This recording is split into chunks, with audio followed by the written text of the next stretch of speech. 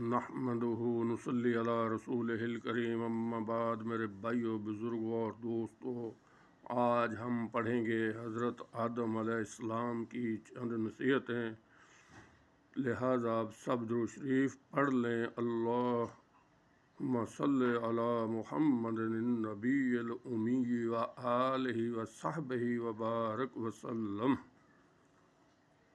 بسم اللہ الرحمن الرحیم۔ حضرت آدم علیہ السلام نے اپنے بیٹے حضرت شیث علیہ السلام کو 5 نصیحتیں کیں اور کہا کہ اپنی نسلوں کو بھی یہ باتیں پہنچا دیں۔ اس میں سب سے پہلی یہ ہے، نمبر 1، اس دنیا پر کبھی مطمئن نہ ہونا۔ میں جنت میں مطمئن ہو گیا تھا جو کہ ہمیشہ رہنے کی جگہ ہے، لیکن اللہ پاک کو یہ بات پسند نہ آئی اور مجھے وہاں سے نکال دیا۔ نمبر 2،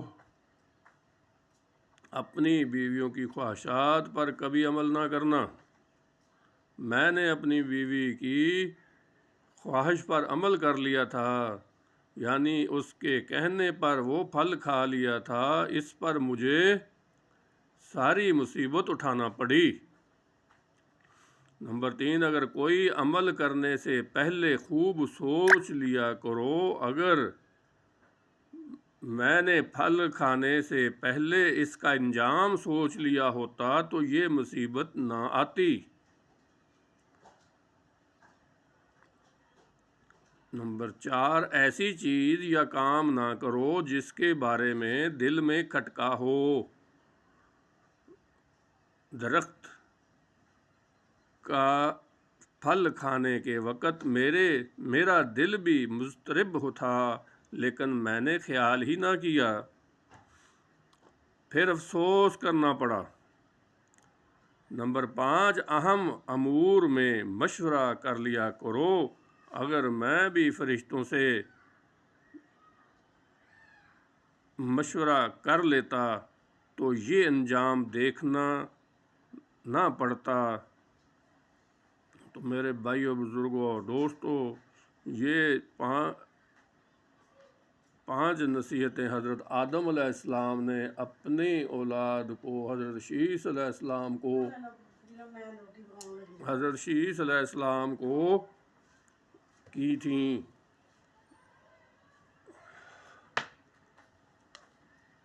لہٰذا ہمیں بھی ان کے اوپر عمل کرنا چاہیے تاکہ ہم بھی کامیاب ہو جائیں۔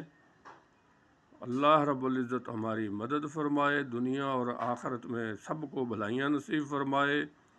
لہٰذا بھائی، ہر کام میں کسی سے مشورہ ضرور لے لیا کریں اور اپنے آپ کو آسان بنائیں۔ حضور پاک صلی اللہ علیہ وسلم کی بھی یہی سنت ہے کہ خاص کاموں میں صحابہ سے مشورہ لیا جاتا تھا، لہٰذا ہمیں بھی یہ کر لینا چاہیے۔ اور اسی طرح اپنی دنیا کے اعمال پر آخرت کے لیے بھی کچھ کرنا چاہیے اور مطمئن نہیں ہونا چاہیے کہ بھئی ہم تو بڑے نیک ہو گئے ہیں۔ بھئی اپنا فرض ادا کریں، اللہ کا حکم پورا کریں، نبی صلی اللہ علیہ وسلم کے طریقے پر زندگی گزاریں اور پھر یہ تمام باتیں پوری انسانیت تک پہنچائیں، تب جا کے اپنے آپ کو پھر بھی مطمئن نہیں کرنا ہے، کیونکہ یہ دنیا عارضی ہے، یہاں سے ہم نے جانا ہے اور واپس اللہ کے پاس ہی جانا ہے۔